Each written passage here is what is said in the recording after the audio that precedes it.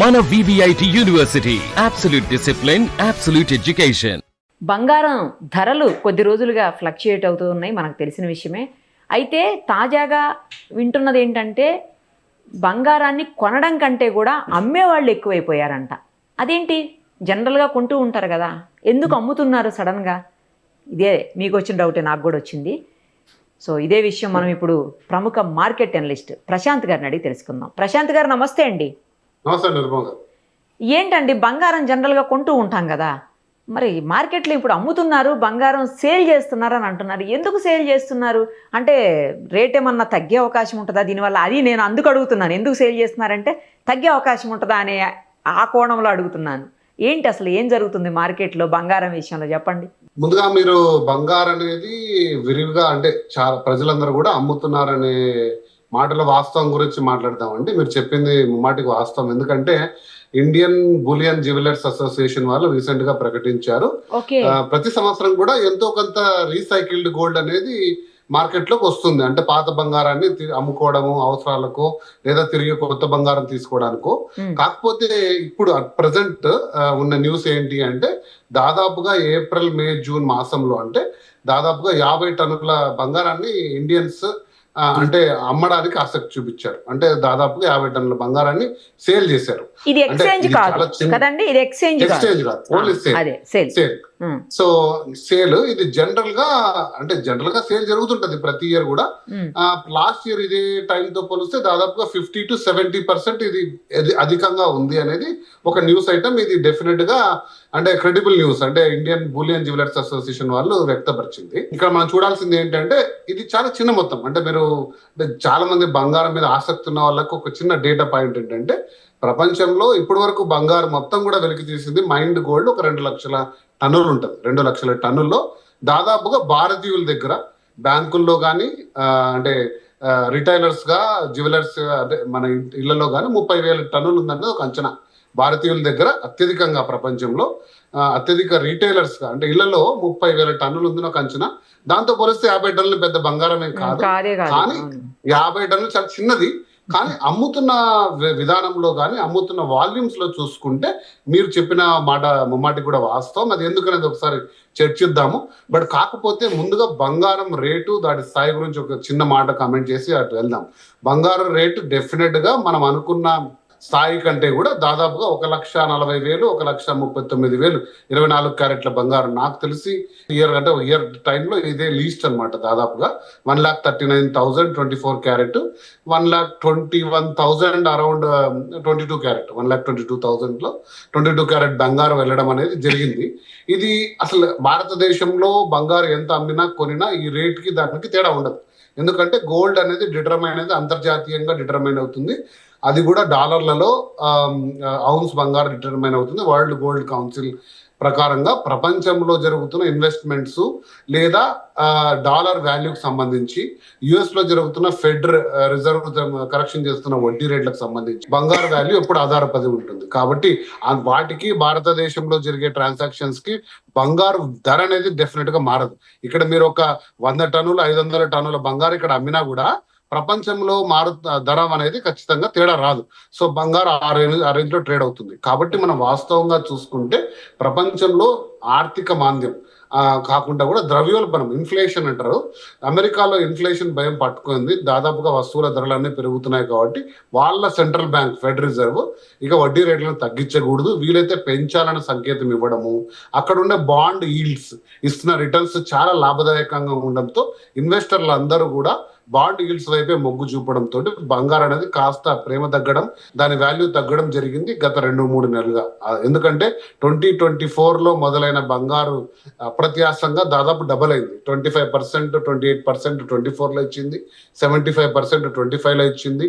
Up to March వరకు యుద్ధం మొదలు కానంత వరకు కూడా 10% గ్రోత్ తో 1,70,000 ఉన్న బంగారం అమాంతంగా ఇప్పుడు 1,40,000 పడింది. ఇక్కడ నుంచి ఎక్కడికి వెళ్తుంది? 1,20,000 వెళ్తుందా, లేదా కొద్ది మంది అంటున్నాడు 1,00,000 వెళ్తుందా అనేది పెద్దగా మనం ఆలోచించలేం. కానీ దాదాపుగా 1,40,000లో విత్ హోల్డ్ చేసుకోవచ్చు అనేది ఒక అంచనా.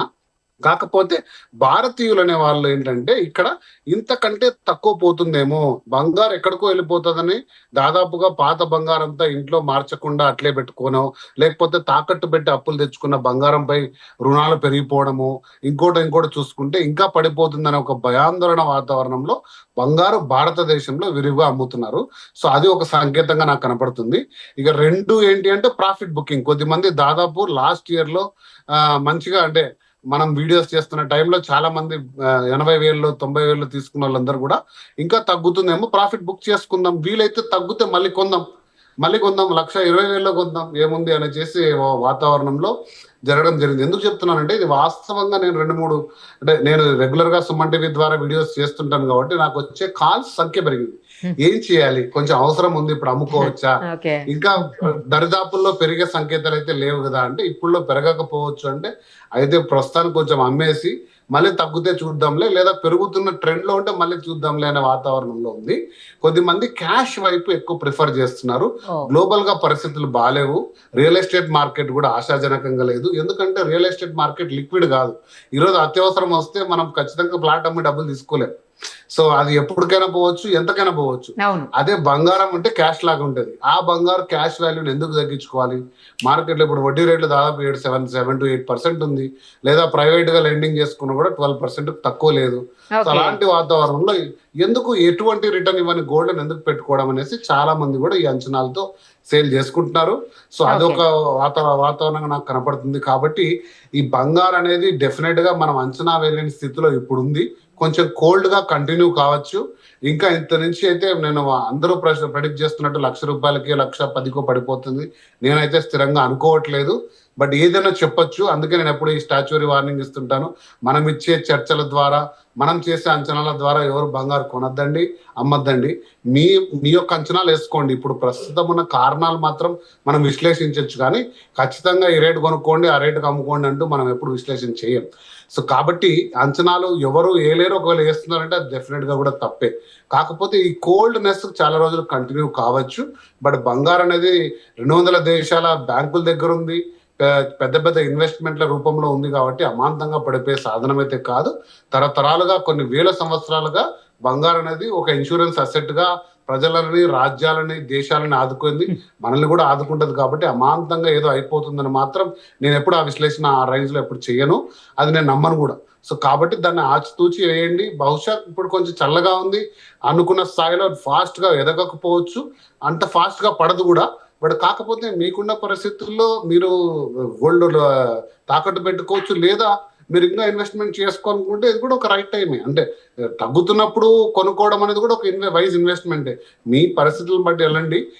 బట్ అదేదో అయిపోతుందని చెప్పి ప్యానిక్ సెల్లింగ్ అయితే చేయొద్దండి. ఏదో బంగారు 1,00,000 కింద పడిపోతుంది, ఈ రోజు ఉన్నదంతా అమ్మేసుకుందాం, మళ్ళీ ఏమైపోతుందని అంచనాలతోటి వెళ్ళొద్దండి. మీ ఆర్థిక స్థితిగతులు చూడండి, న్యూస్ ని కూడా అంచనా వేసుకోండి. ఏదో వదంతులను నమ్మద్దండి, 1,00,000 కిందకి పడిపోతుంది టపా అని చెప్పేసి. మన భారతదేశ పరిస్థితులను బట్టి, లేదా ఒక మోడీ గారు స్టేట్మెంట్ ఎందుకు ఇచ్చారు, మన యొక్క డాలర్ కి ఇండియన్ రూపీ వాల్యూ, మన ట్రేడ్ డెఫిసిట్ కోసం మోడీ గారు ఇచ్చారు. కానీ బంగారు ధర ఏదో పడిపోబోతుంది మీరు కొనుక్కోవద్దనే సంకేతం కాదు. అసలు అది కంప్లీట్లీ డిఫరెంట్. మనం ఇంపోర్ట్ ఎక్కువ చేసుకుంటాం, దాదాపు $70 బిలియన్ లాస్ట్ ఇయర్ ఇంపోర్ట్ చేసుకున్నాము. అంత మొత్తం మన దేశం పైన భారం పడితే అన్ని డాలర్లు అనేది ఖరీదైపోయి రూపాయి అనేది క్షీణిస్తుంది. కాబట్టి మీరు ఒక సంవత్సరం ఆపుకోండి అన్నారు, కానీ బంగారు ధరలు ఏదో తగ్గుతాయనో ఇంకోటి అయిపోతుంది అనేది కాదు. అది ఆ ప్రచారంలో వాస్తవం లేదు. బంగారు ధరలు మన భారతదేశంలో జరిగే ట్రాన్సాక్షన్స్ ఆధారంగా నిర్మితం కావు. ఖచ్చితంగా ప్రపంచ దేశంలో పరిస్థితులను బట్టి అవుతాయి. అవి ఇంకొక 6 నెలలు సెటిల్ కావచ్చు. మళ్ళీ భారతదేశంలోనే కాదు ప్రపంచ దేశాల్లో ద్రవ్యోల్బణం స్థాయి కిందికి వచ్చి బ్యాంకులు వడ్డీ రేట్లు తగ్గిస్తే బంగారు ధర ఖచ్చితంగా రెక్కలు వస్తాయి. ఆ రోజులు మనం చూస్తాం. అప్పటి వరకు కొంచెం ఆచితూచి వేయండి అని నేను చెప్తాను. ఏదైనా 1,00,000 కింద అయితే పడదు కదా, అది గ్యారంటీ. 1,20,000 వరకు కూడా దాదాపు రాకపోవచ్చు అండి నిరుపమ గారు. ఎందుకంటే లాస్ట్ టైం 1,40,000 వచ్చినప్పుడు మళ్ళీ తిరిగి పుంజుకొని 150 వరకు వెళ్ళింది. బట్ ఇప్పుడు చాలా కోల్డ్ గా ఉంది. 140 చాలా రోజుల నుంచి ఉంది. 140 అనేది 1,00,000 కిందికి వచ్చే బంగారం ఛాన్సే లేదండి. 1,20,000 వరకు కూడా రాకపోవచ్చు, బహుశా కొంచెం కోల్డ్ అవుతుండొచ్చు. బట్ కొనాలనుకుంటే కూడా ఇది మంచి టైమే కావచ్చు. లేదా మీరు సెల్ చేసుకొని అది ఏదైనా ఆర్థిక అవసరాలు ఉన్నాయి ఇంకా కొంచెం పడుతుంది అనుకున్నా కూడా కొద్ది మొత్తంలో మీ అవసరాల దృష్ట్యా చేసుకోండి, లేదా తనఖా పెట్టుకోండి. ఇప్పుడు లోన్ టు వాల్యూ కూడా దాదాపుగా RBI రూల్స్ అన్ని సడలించింది. ఏ రోజు వాల్యూ ఉంటే ఆ రోజు వాల్యూ ప్రకారం ఇస్తున్నారు బ్యాంకులో లోన్స్ కూడా. కాబట్టి చూసుకొని వేయండి అని చెప్తాను.